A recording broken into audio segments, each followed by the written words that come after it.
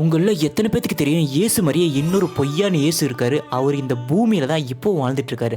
அவரை தான் anti Jesus அப்படின்னு சொல்லுவாங்க. இவரை பற்றி முழுசாக சொல்கிறேன், கொஞ்சம் கவனமாக கேளுங்க. இவரை பார்க்க ரொம்ப சாதாரண மனிதன் மாதிரி இருந்தாலும் ரட்சகர், உலகத்தை காப்பாற்ற வந்தவர், சமாதானம் கொண்டு வந்தவர்னு பல பேரில் இவர் அழைக்கிறாங்க.